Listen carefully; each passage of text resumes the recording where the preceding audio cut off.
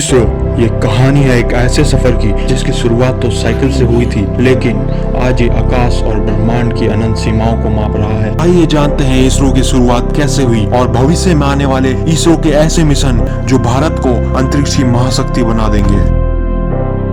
इसरो की शुरुआत हुई भारत की आजादी के 15 साल बाद 1962 में। उस समय डॉक्टर विक्रम साराभाई ने Indian National Committee for Space Research INCOSPAR का गठन किया था। उस समय भारत ने अंतरिक्ष अनुसंधान के क्षेत्र में नींव रखी थी। बाद में 1969 में इसका नाम बदलकर इसरो रख दिया गया।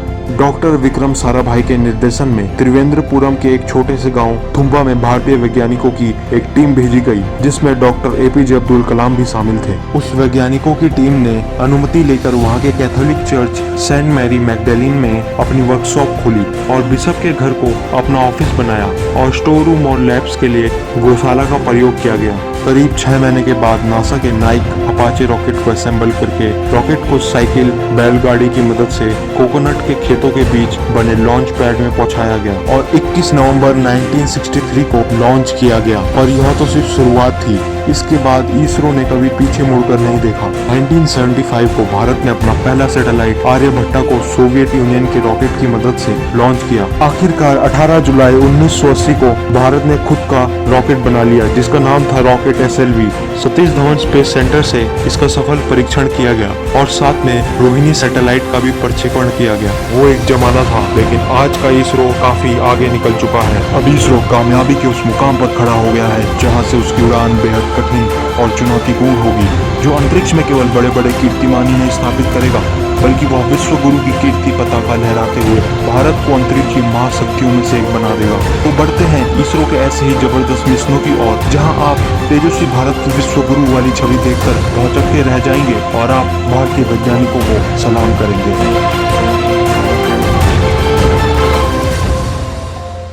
इसरो के सबसे प्रमुख मिशनों में से एक है आदित्य L1 सोलर मिशन। हमारा सूरज बहुत ही चमत्कारी रहस्य को अपने अंदर संजोए हुए है, जो मनुष्य को पता चल जाए तो मानव असीमित ऊर्जा के साथ साथ आर्टिफिशियल ग्रेविटी भी बना लेगा, जो कि अंतरिक्ष यानों के लिए बहुत ही लाभकारी होगा। सिर्फ इतना ही नहीं, और भी बहुत सारे चमत्कारी ज्ञान को समेटने के लिए आदित्य L1 इंतजार कर रहा है। इसरो अपने इस खास सैटेलाइट को धरती और सूर्य के बीच मौजूद लैंग्वेज पॉइंट पर स्थापित करेगा। यह अंतरिक्ष में धरती और सूर्य के बीच एक ऐसी जगह है जहां न पृथ्वी का गुरुत्वाकर्षण और न सूर्य का प्रचंड गुरुत्वाकर्षण ज्यादा असर करता है, जिस वजह से हमारा आदित्य सैटेलाइट स्टेबल रहेगा।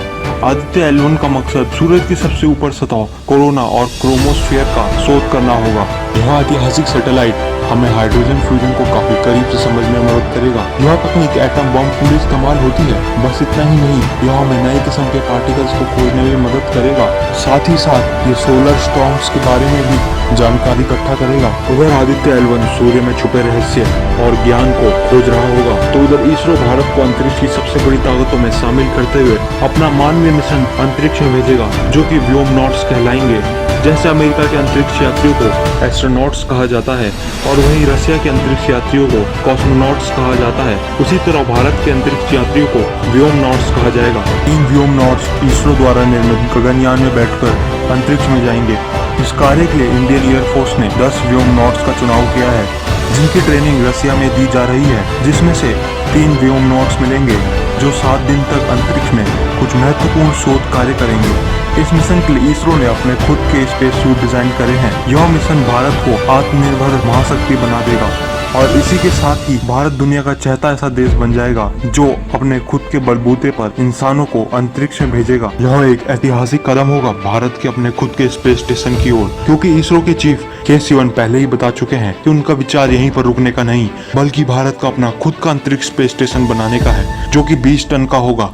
इस खास अंतरिक्ष स्टेशन में 15 से 20 दिन तक रुकने की सुविधा होगी। अभी इसरो ने इसका बजट दुनिया के सामने जाहिर नहीं किया है, मगर यह तो साफ है कि इसरो का बजट हमेशा किफायती होता है। अंतरिक्ष स्पेस स्टेशन की मदद से इसरो का यह शोध भी करेगा, जिससे विज्ञान जगत बदल कर रह जाएगा। इसरो की सोच बस यहीं तक सीमित नहीं है, बल्कि वो अपना RLV-TD रॉकेट पर भी काम कर रहा है, जो कि अंतरिक्ष में जाकर पृथ्वी पर वापस उतर सकता है और साथ ही साथ अंतरिक्ष यात्रियों को भी अंतरिक्ष में ले जा सकता है। मगर फिर भी यह अभी भी अधूरा लगता है, क्योंकि इस अंतरिक्ष यान का निचला भाग यान को अंतरिक्ष में पहुंचाने के बाद वहीं से अलग हो जाता है और वहीं रहता है। तो इसको दूर करने के लिए इसरो ने लॉन्च किया है एडमायर मिशन। यह इसरो का बहुत ही फ्यूचरिस्टिक मिशन है, क्योंकि इस मिशन में इसरो ऐसा स्पेस व्हीकल बनाएगा जो कि अंतरिक्ष में सिर्फ सैटेलाइट या कोई स्पेसशिप ही नहीं छोड़ेगा, बल्कि अपना कोई भी हिस्सा बिना गंवाए धरती पर उतर जाएगा, जैसा स्पेसएक्स जैसी कंपनियां करती आ रही हैं।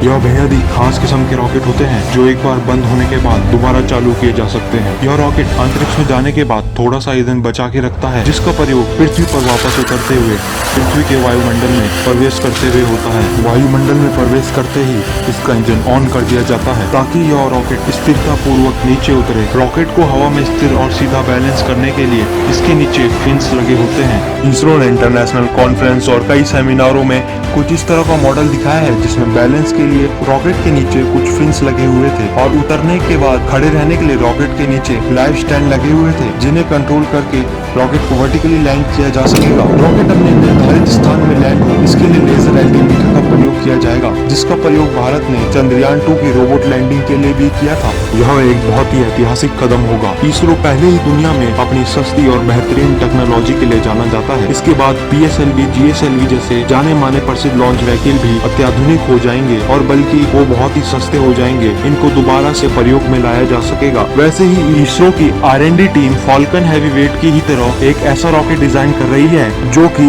एक ही बार में 50 से 60 टन तक का पेलोड लिफ्ट ऑफ कर सकेगा। इसरो दुनिया के सबसे सफल मिशनों को अंजाम देता है, मगर चंद्रयान 2 मिशन के वक्त हमारा लैंडर उतरते वक्त क्षतिग्रस्त हो गया था, मगर फिर भी हमारा ऑर्बिटर काम कर रहा था, जिसकी वजह से यह मिशन सिर्फ 70% ही सफल रह सका, मगर अब इसरो से 100% सफल बना देगा। इसरो लॉन्च करने वाला है चंद्रयान 3 मिशन। इसमें एक लैंडर और रोवर होगा जो कि पहले ही की तरह चंद्रमा के साउथ पोल पर उतरेंगे, जहां उतरना बेहद ही कठिन माना जाता है, जो कि चंद्रमा की सतह पर शोध कार्य करेंगे, जो पिछले चंद्रयान विक्रम से कई गुना आधुनिक होंगे। इसे इसरो और जापानीज कंपनी JAXA मिलकर बना रही है। यह मिशन बेहद ही खास होने वाला है, क्योंकि इस मिशन में लैंडर के अंदर इनबिल्ट लेबोरेटरी होगी, जो कि चांद की सतह से मिट्टी पत्थर के सैंपल इकट्ठा करके उन पर शोध करेगी और पृथ्वी पर वो डाटा भेजेगी, जबकि हमारा रोवर अपने खास ड्रिल इक्विपमेंट का इस्तेमाल करेगा, जो कि चंद्रयान 3 के रोवर में पहली बार लगा है, जो कि 5 फीट तक गड्ढा कर सकता है। इसी की मदद से चांद के क्रेटर्स पर मौजूद पानी और असीमित ऊर्जा का सोर्स हीलियम-3 को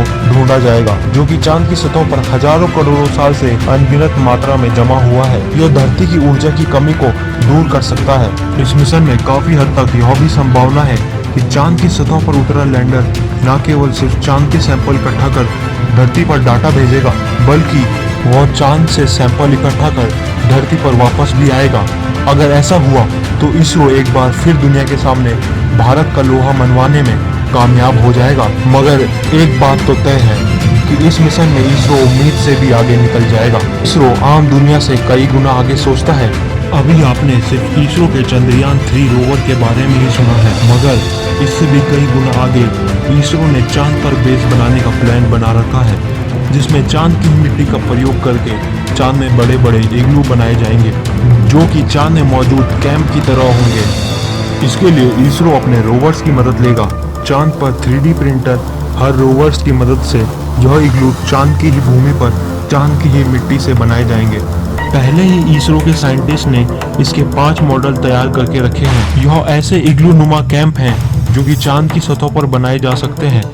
2004 में इसरो ने नासा से चांद की मिट्टी ली थी, जिसके बाद इसरो के वैज्ञानिकों ने केरल के सेलम में चांद के जैसे दिखने वाली मिट्टी ढूंढ निकाली, जो कि 96% चांद की मिट्टी से मिलती थी। यह खोज यह बताती है कि किसी भी कार्य को करने के लिए अंधाधुंध धन बहाने की जगह बुद्धि और चतुराई का इस्तेमाल करना चाहिए, और जिसमें भारत पहले ही विश्व गुरु है। भारत ने अपना मंगलयान भेजकर पूरे विश्व को यह बता दिया था कि भारत की तकनीक न ही केवल उन्नत है, बल्कि दुनिया में बेहद सस्ती और किफायती है। भारत के मंगलयान का बजट कई हॉलीवुड की फिल्मों से भी कई गुना कम था। मंगलयान मिशन के बाद तो मानो भारत कई कामयाबियों को यूं ही हासिल करता चला गया। मगर क्या आपको पता है कि भारत मंगलयान 2 भेजने की तैयारी में है, जो कि एकदम चंद्रयान 2 की तरह होगा। इसमें एक ऑर्बिटल लैंडर और रोवर भी होगा, जो मंगल की सतह पर उतरकर परीक्षण करेंगे, और भारत के लिए बहुत बड़ी उपलब्धि होगी। जिस प्रकार भारत को बेहद ही किफायती तकनीक की मदद से सैटेलाइट लॉन्च करने की दुनिया में बादशाह माना जाता है, उसी प्रकार इसरो इस प्रक्रिया में इतना माहिर हो जाएगा कि इसरो किसी भी ग्रह में ऑर्बिटल लैंड रोवर उतारने में महारत हासिल कर देगा। यही नहीं बल्कि कई बड़ी बड़ी कंपनियां भी अपने शोध कार्य के लिए भारत की मदद लेंगी। इसी प्रकार भारत बनेगा भविष्य के अंतरिक्ष का बादशाह और दुनिया की अंतरिक्ष महाशक्तियों में से एक। मगर अगर किसी देश को सुपर पावर बनना है तो उसको अपनी सुरक्षा के लिए पर्याप्त ताकत चाहिए होती है। तो दोस्तों मैं बता दूं, हमारा इसरो भी इसमें कहीं पीछे नहीं है। इसरो ने अपनी एसैट मिसाइल की मदद से एक छोटे लो अर्थ ऑर्बिट सैटेलाइट को मार गिराया, जिसके बाद भारत उन चुनिंदा देशों में शामिल हो गया जिनके पास आधुनिक ऐसी मिसाइलें हैं जिनका इस्तेमाल करके सैटेलाइट्स को मार गिराया जा सकता है। अमेरिका, रसिया और चाइना ऐसे करने वाले 3 देश थे, लेकिन अब इस उपलब्धि में भारत भी शामिल हो गया है। इस ऐतिहासिक उपलब्धि ने पूरी दुनिया का ध्यान इसरो की तरफ खींच लिया था। मगर इससे पहले भी इसरो के अविश्वसनीय दिमाग वाले साइंटिस्टों ने भारत को ऐसे कई योगदान दिए हैं जो कि भुलाए नहीं जा सकते, जिसमें से एक है रिसैट 2B-R1। यह इसरो का रिसैट सीरीज का सबसे आधुनिक सैटेलाइट है, जो कि इतना आधुनिक है कि सड़क में चल रही गाड़ी का नंबर भी यह पता कर सकता है। यह न केवल सिर्फ दिन के उजाले में बल्कि रात के अंधेरे में भी काम करने में इसे महारत हासिल है। यह दुनिया के सबसे आधुनिक स्पाई सैटेलाइट्स में से एक है। ऐसे ही और भी कई सैटेलाइट हैं जो इसरो की महानता का परचम लहराते हुए धरती के चारों ओर चक्कर काट रहे हैं और भविष्य में इसरो वीनस और जुपिटर में भी सैटेलाइट भेजने की योजना बना रहा है। इसरो आज भारत की धड़कन बन चुका है। हर भारतीय को आज इसरो पर गर्व है और सारी दुनिया आज आशाओं की निगाहों से भारत की तरफ देख रही है। अगर आपको भी हर भारतीय की तरह इसरो पर गर्व है तो इस वीडियो को लाइक करिए और चैनल को भी सब्सक्राइब कर लीजिए ताकि आपको ऐसी इंटरेस्टिंग और नॉलेजेबल वीडियोस के अपडेट्स मिलते रहें।